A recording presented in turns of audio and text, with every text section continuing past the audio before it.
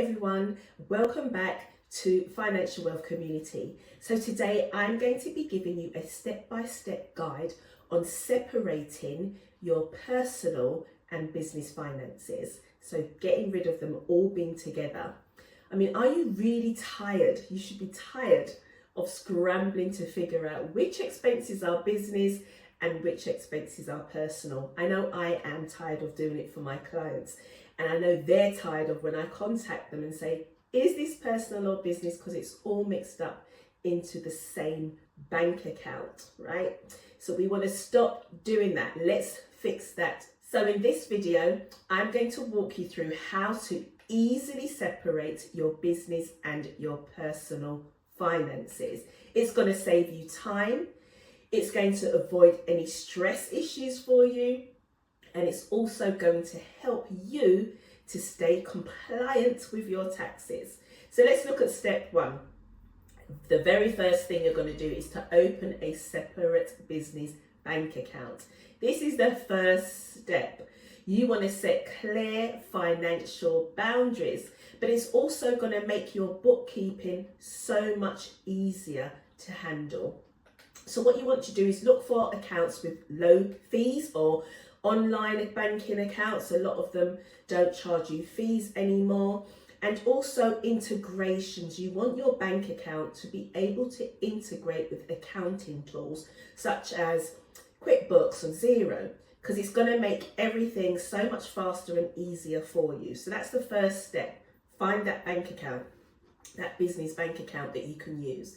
Step two is to get a business credit card. Yes, because not only does it simplify your expenses tracking and also help with cash flow maintenance, but it also helps you to build your business credit score. So why not go and get a business credit card, and then you're not tempted to use your personal credit cards to pay for anything, because you can also connect your business account to the accounting softwares as well. So try and find one that's got rewards or that offers to give you cashbacks on business related spending like office supplies or software, or if you do business travel, try and find one that's going to give you some sort of reward. So step three is to set up a simple bookkeeping system.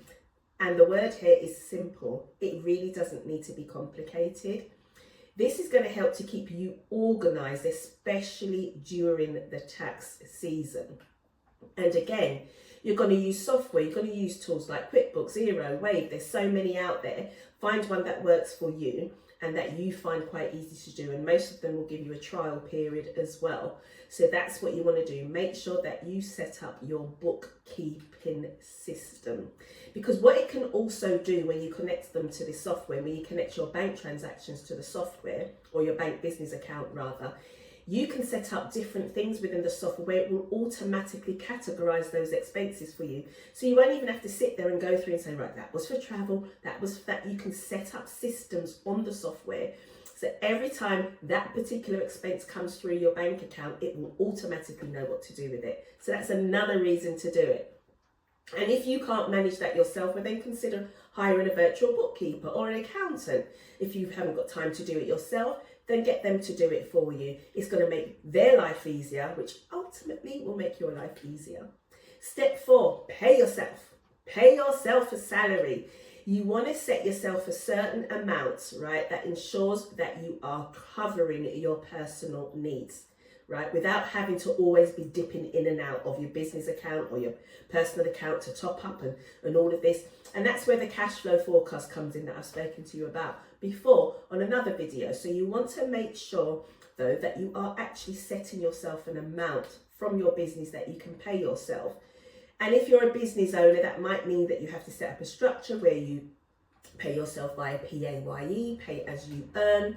Or if you're a sole trader, or if you're self-employed, then you will just take it from your drawings. But you want to stick to it, and all of this should be in your budget anyway. That's what you want to do. And then the final step is to create a clear expense policy. What do I mean about that?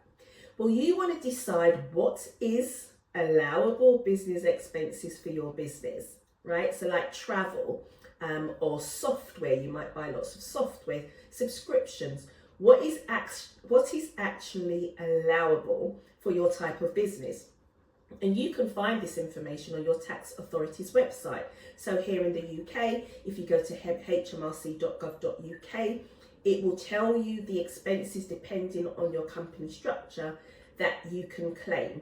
But again, why not use an accountant or a qualified bookkeeper, because they can also help you around the area of what is actually allowable. So there's your steps there for separating your personal and business expenses. Let me give you a bonus tip.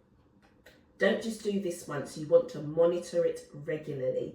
So you need to set aside some time, whether that's weekly or at the very least monthly. You want to make sure that you are reviewing your accounts so that you can ensure that everything is in order, and automate as much of it as possible, because that's also going to save you time. If you're running a business, I say to people, if you're running a business and you can't afford to spend one day a month on your finances, you're not running a profitable business. And even that's with the help of professionals as well. You want to know your numbers and understand your numbers, and you want your business to grow. So that's what I need you to do. Get them separated, get them auto-categorizing. Let's save some time. So by separating your finances, you're going to simplify your life. You're going to also reduce the stress that you're having to deal with this, and you're going to also stay compliant with your taxes. So what's one change that you're going to make today to start separating your finances? Share it in the comments below. Let me see what you're going to do. And please remember to subscribe and hit that notification bell so you know when my videos are going live. Thanks again for watching on another video. See you soon.